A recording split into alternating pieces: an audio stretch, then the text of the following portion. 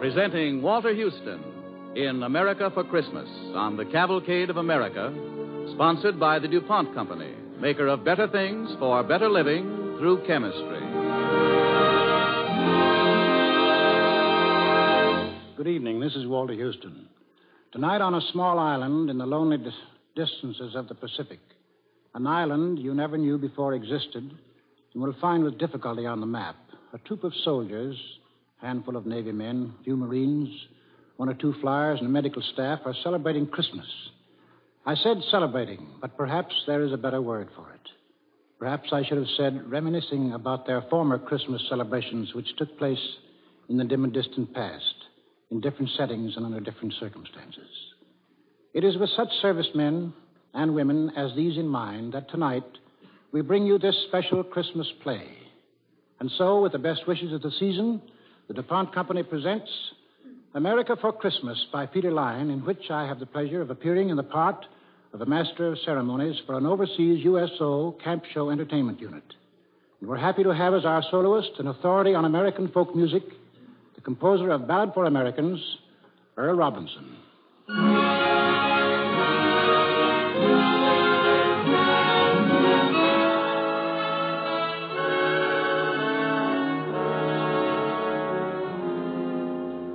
We are now on our small island in the Pacific. Its name will remain undisclosed for reasons of military security. But you can be sure that every inch of its ground is by now familiar to every man stationed there. By now, they've eaten their Christmas dinner and opened their Christmas packages. But there's one remaining package addressed to all the men still to be opened. A package of good cheer and glad tidings to the men in their home away from home. Ye who know will bless the poor, shall yourselves find blessing.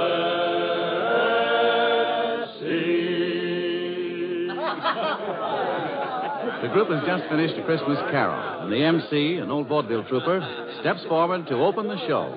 Very good, very good. I'd like to sign you all up to join our troupe. Which one of you guys was singing tenor? Me. Well, we'll sign everybody but you. Well, what about it, fellas? Has it been a good Christmas? Why, sure. It's been okay. You don't sound very sure. Who you guys kidding? Not even yourselves. 2 Christmases ago, I was in Oregon standing 2 feet deep in snow. Look at these palm trees. Is this Christmas? Yeah, that's what I thought. That's what all of us in this troupe figured. Me and Marilyn here, and June and the quartet there, and Sandy over there with the guitar.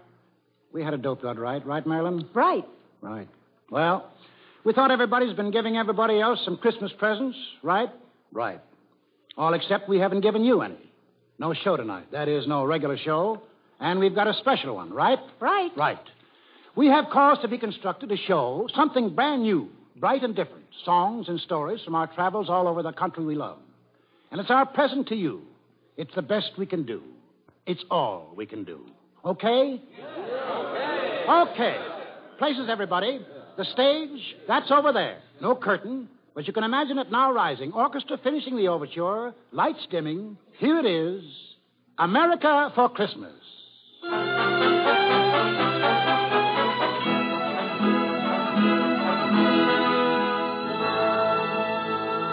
Roll on, Columbia, roll on. Roll on, Columbia, roll on. Your power is turning our darkness to dawn. So roll on, Columbia, roll on. Roll on, roll on. Columbia? Who's that? What are they singing about? They're singing about America, young lady, and Columbia is her symbol. She's a big country and a great country, a hot and cold country, an empty one and crowded. She's an all-over country. And whatever you want, you'll find her in America. That's why they're singing about her. They? Who are they? Why, they're the people, young lady, the people who live in America and sing songs about her and tell stories about her and lie about her and brag about her and love her. The farmers on her plains and the men who built her cities and made her strong. Roll on, Columbia. Roll on, Columbia. They're all over America right now, singing and talking and telling tall tales. If you want to meet them, you'll have to travel the whole country fast. Let's go. All right, and discover America all over again. Where do we start? Well, let's see. Might as well start where the Pilgrims started, I guess. On the shores of New England. Oh, Stormy was a fine old man. Do me way, oh, storm along. Stormy was a fine old man. Way, hey, hey, Mr. Storm along. I wish I was old Stormy's son. Do me way, oh storm along. I'd build me a ship of 1,000 ton. Way, hey, hey, Mr. Storm along. I'd fill her up with New England rum. Do me way, oh storm along. And all my shellbacks, they would each have some. Way, hey, hey, Mr. Storm along. Oh, Stormy's dead. And That's New England. Song of the men who go down to the sea in ships, down to the sea from craggy inlets and deep sea ports. There's rocks all over New England. All over? All over. Even the fields and meadows of the New England farms. Makes it tough to make a living. There was a farmer in New England who invited his minister to pay his farm a visit. The two of them, the farmer and the minister, walked over the stony fields, the minister saying, Why was it you wanted me to come out on their farm? Reverend, I want you to pray to God with me that I'd get better crops. What this land needs is not prayer, but fertilizer.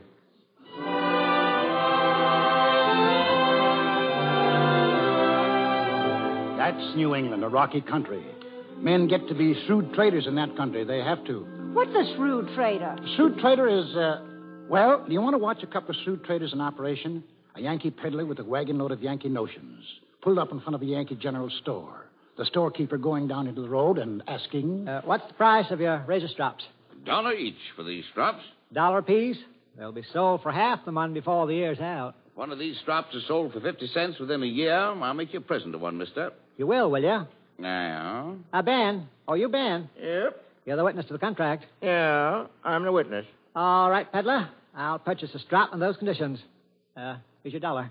Contract's a contract. I'll stick to it. Ben, I don't much like this strop now that I bought it. How much you give me for it? Hey. Well, guess seeing it's you, I'll give you 50 cents for it. Hey, now, see here. Here you are, Ben. 50 cents, and it's yours. All right, you win. Here's your strop for free. Want to watch out for yourself when you're in Bethel, Mr. Peddler. Some pretty sharp fellows around here. Tolerable, but nothing to brag about. I made 75 cents on that deal. How's that? I got $1 for 2 strops, which cost me only 12.5 cents apiece. I heard of the cute tricks of you Bethel fellas. I generally sell these strops for only 25 cents apiece. But, gentlemen, if you want any more at 50 cents apiece, I'll be happy to supply your whole village. Yes, sir. Anything else you want to buy now? Nope. Been shaved enough by you tin peddlers. Want no more of you. It's very hard to condemn a whole class because of 1 or 2 dishonest ones. Give me a fair trial. I'm traveling all through this countryside. I can get rid of your unsaleable goods. Nope. Here, tell you what I'll do. I'll give you a fair chance. I'll sell you anything I have in my wagon at my lowest wholesale price, and we'll take in exchange anything you please to pay me from your store at the retail price. Mm-hmm. Fair, ain't it? I'll look over your goods. Got a lot of whetstones there. About how much? Wholesale price of whetstones is $3 a dozen. I'll take 12 dozen of them. All right. That's $36 you owe me, for which I'm to take such goods as you please at retail price. Now, what are you going to pay me in? In whetstones, retail price 50 cents. You get just 6 dozen.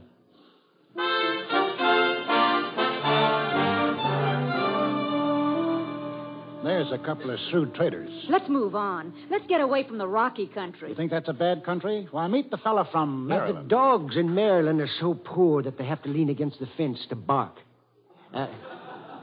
It takes 3 or 4 pigs all at once to pull up a blade of grass. And if they want to cast a shadow, why, it takes 6 pigs to do that. Should we go further west? If the country in the east is all so bad... West of that country, you run into West Virginia. Now, there's some country. Hill country. You want to hear a West Virginian on the subject? All hills and valleys in West Virginia. Valley's real narrow. So narrow the dogs have to wag their tails up and down. Can't wag them back and forth.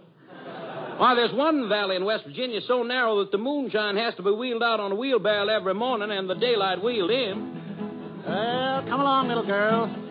You got a lot of traveling to do. That railroad whistle blow, blow, blow. Yes, I thought I heard that railroad whistle blow. lonesome whistle blow, woo, woo, and it blowed like it never blowed before.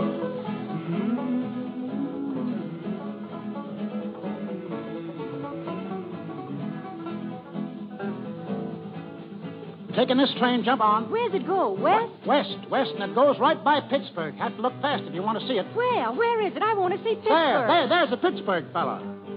I've been working that Pittsburgh steel, I thought you knowed. I've been dumping that red-hot slag way down the road. I've been a-blasting, I've been firing, I've been pouring that red-hot iron. I've been having some hard traveling, Lord.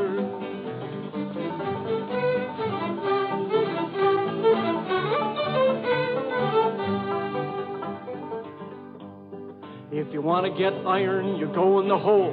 You want to get zinc, you go in the hole. You want to get lead, you go in the hole. You want to get coal, you go in the hole. You want to get oil right out of the ground. You dig a little hole about 10 miles down, and that's what you get by going in the hole. Still going west. Same road that Daniel Boone and Davy Crockett took. Only we can go a little faster. Riding on the Wabash Cannonball.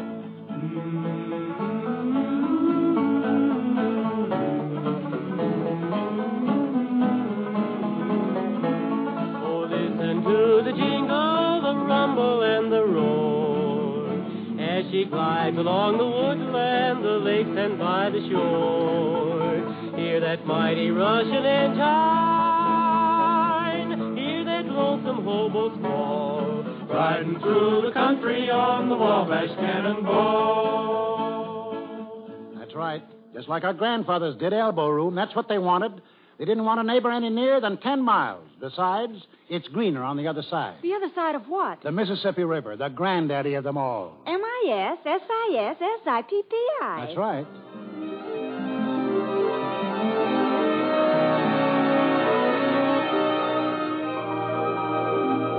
The rivermen, the boatmen, floating down on rafts, talking easy on the night air, talking big, talking quiet, making up stories just to hear the sound of their tongues wagging. Like these two men, talking about their river, the big old Mississippi. Listen to them. Yep, this nice old muddy Mississippi River water is wholesomer to drink than the clear water of the Ohio. Let a pint of this yaller Mississippi water settle, you'll have about a half to 3/4 of an inch of mud in the bottom. What you want to do is keep it stirred up. Yep, that's right. Now, there's nutrition in this good old mud. And you look at the graveyards, that tells the tale. Why, trees won't grow worse shucks in the Cincinnati graveyard. But now in the St. Louis graveyard, why, the trees grow upward of 800 feet high. And it's all on account of the water the people drunk before they laid up. A Cincinnati corpse don't rich in the soil any.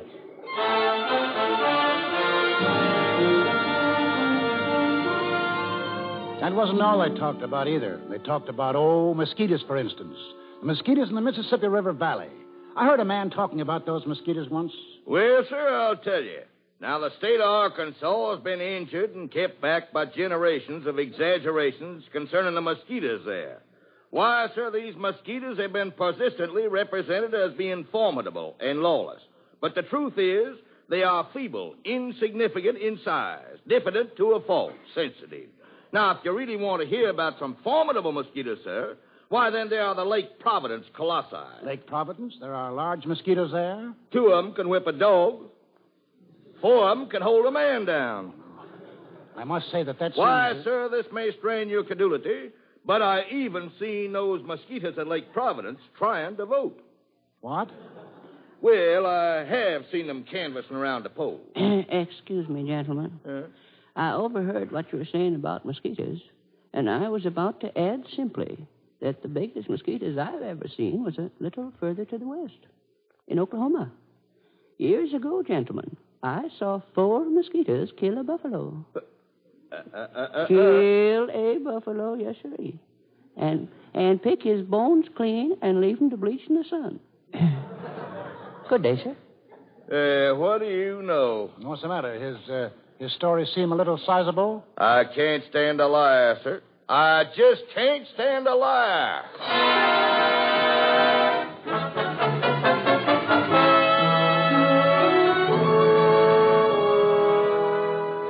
You're listening to America for Christmas, starring Walter Houston as the Master of Ceremonies in a traveling USO Camp Shows unit on the Cavalcade of America, sponsored by the DuPont Company, maker of better things for better living through chemistry.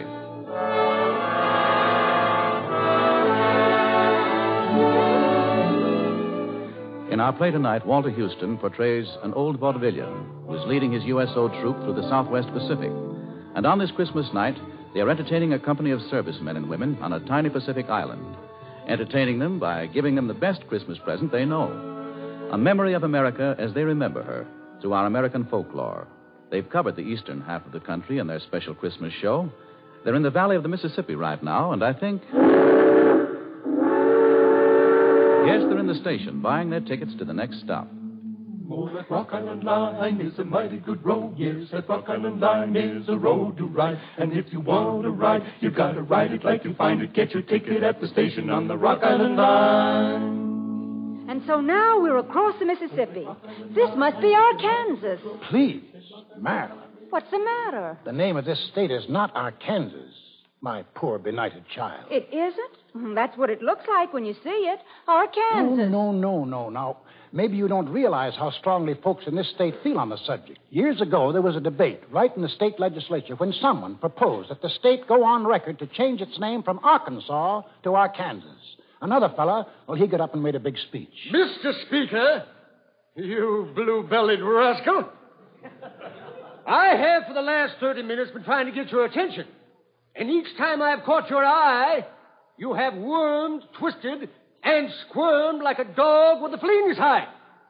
Gentlemen, you may tear down the honored pictures from the hall to the United States Senate.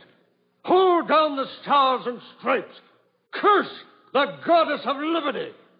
But your crime would in no wise compare in enormity with what you propose to do when you would change the name of Arkansas. Compare the lily of the valley to the gorgeous sunrise, the discordant croak of the bullfrog to the melodious tunes of the nightingale, the bray of a Mexican mule to the classic strains of Mozart. But never change the name of Arkansas. No, 1,000 times no.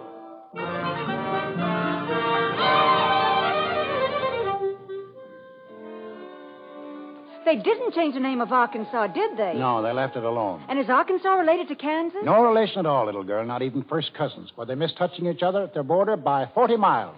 In fact, down in Arkansas, people sing a song about the people up north in Kansas. Oh, they chowder back a thin in Kansas. Oh, they chowder back a thin in Kansas. Oh, they chowder back a thin and it rolls right down their chin. And they lap it up again in Kansas. Oh, potatoes, they grow small in Kansas. Potatoes, they grow small in Kansas. Oh, potatoes, they grow small, and they dig 'em in the fall, and they eat 'em tops and all in Kansas. Come all who want to roll. I don't think I want to stay in Kansas if that's what it's like. Well, it's not exactly like that, but the potatoes really aren't quite as big as they are in, say, Idaho. They grow big potatoes in Idaho? Big potatoes in Idaho? Well, I should think pretty sizable. A couple of years ago, when they built an army camp in Idaho, one of the mess sergeants went around to see about buying some potatoes. Spoke to one of the Idaho farmers who had a little farm. Raise potatoes on your land? Mm-hmm. Will you sell me some? I need some for the army camp, other side of Lewiston. Well, how much do you want? Oh, 100 pounds. Only 100 pounds? Yeah. Nope. I wouldn't cut a spud in two for no one. Still going west. Are we out of Arkansas yet? Ah, yes. This is Texas. We'll be here quite a spell. I should think so. It's so big. Yeah, and the people here, well, they think quite a bit about their climate here, too. Weather, you know, comes different pretty often. Well, seeing there's so much of Texas, I should think the weather would be all different kinds. Yes, but the point is, in Texas, the weather is all kinds all at the same time. As the fella says, nobody prophesies about Texas weather except newcomers and dumb fools. Came the time when a fresh young tenderfoot walked into a Texas saloon, walked up to the bar and ordered a drink. Men in the place, they said nothing, just watched him. You know, young fella finished his drink, then he hauls off and says... Well, I believe it's going to rain. My friend, did you know that there were only two kinds of people who prophesy about Texas weather? Two kinds of people who prophesy on Texas weather. Well, that's very queer. Who are they? Newcomers and dumb fools. You say there are only two kinds of people who prophesy about Texas weather. Newcomers and dumb fools. Well, you're absolutely right. For after all, those are the only two kinds of people there are in Texas.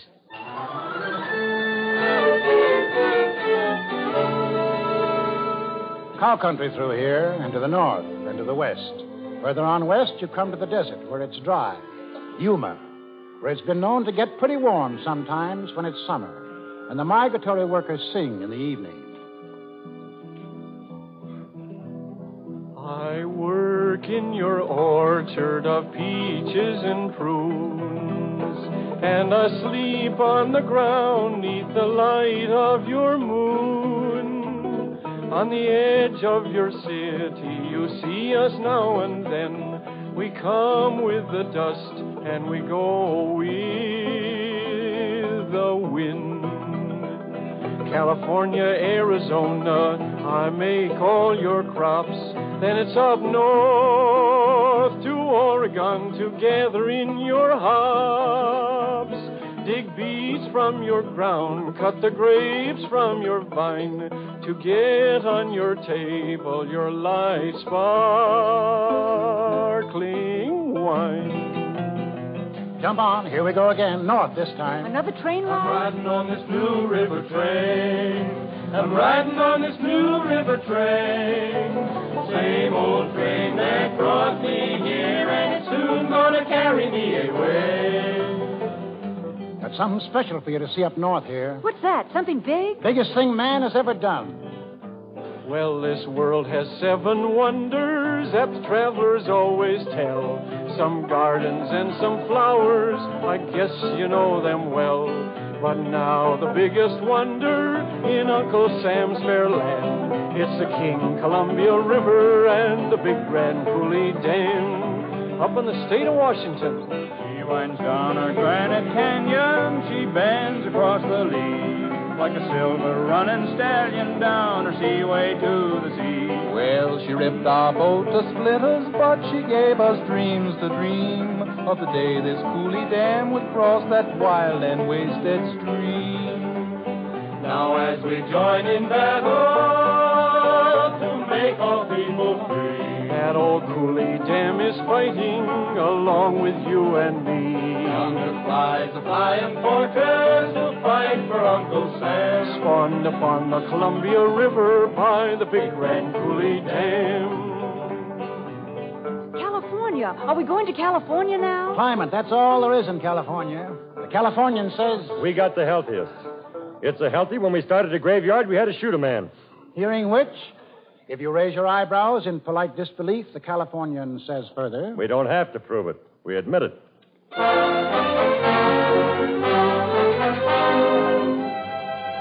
Well, that's about it. Time to be getting back home now. What? Oh, but we haven't seen nearly everything. For every part of the country, a song or a story. Not time in half an hour to do them all justice. So, boys, I guess it's the end of the show. It was enough, mister. And if you're still wondering, I'll tell you, it's been an okay Christmas. That's been the best Christmas I ever had. For the last 20 minutes, I've been standing in 2 feet of snow back in Oregon. Okay, and we'll have one last song. Everybody sing. For every part of the country, a song or a story. But all the parts, all the states add up to one mighty whole.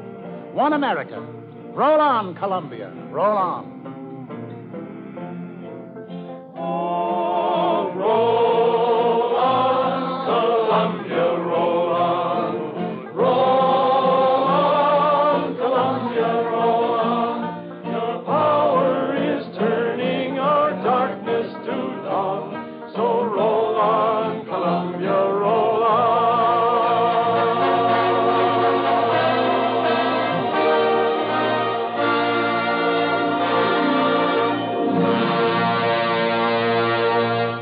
To you, Walter Houston, and the members of tonight's Cavalcade cast, our thanks.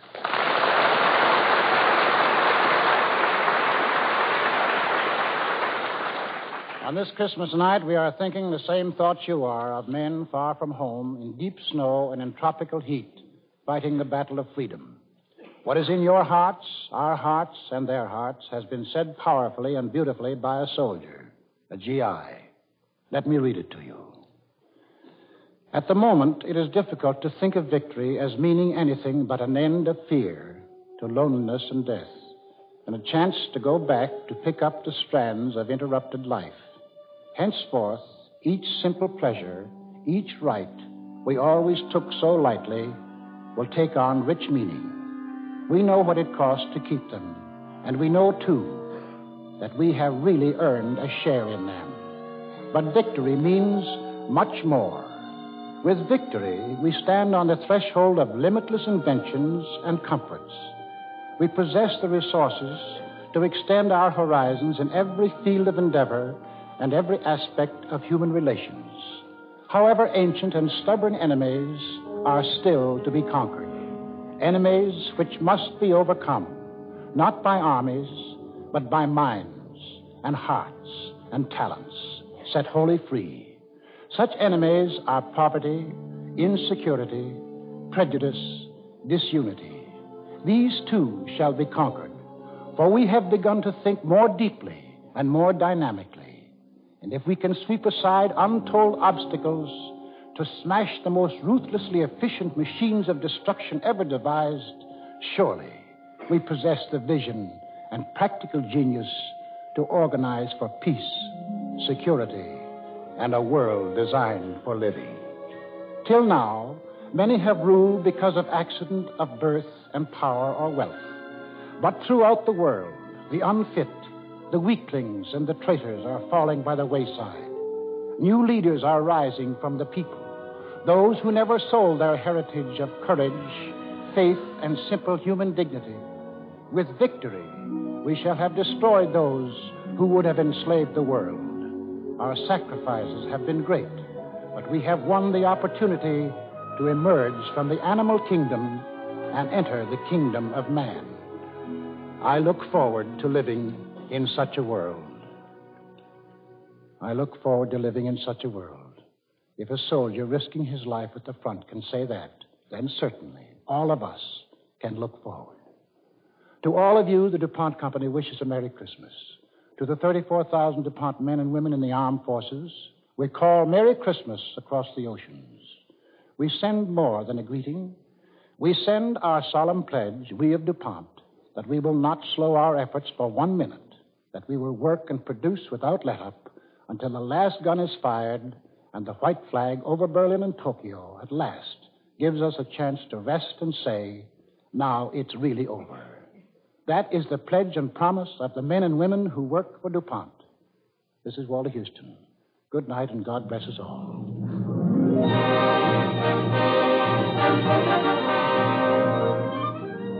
Next week, the Cavalcade of America will bring you Anne Harding in Westward the Women, the story of Abigail Scott Duniway.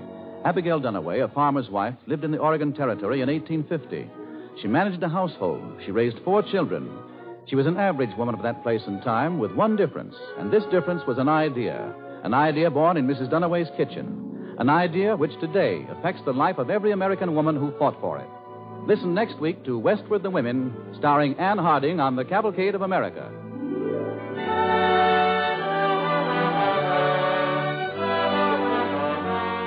Tonight's Cavalcade play was based on A.L. Botkin's book, A Treasury of American Folklore, published by Crown Publishers. For use of special songs, Cavalcade is indebted to Woody Guthrie, and for their arrangement and direction to Earl Robinson. Heard in the program was the Sportsman's Quartet. The orchestra was conducted by Robert Armbruster.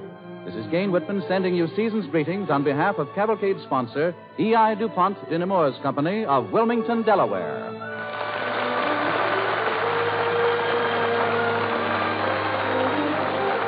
This is the National Broadcasting Company.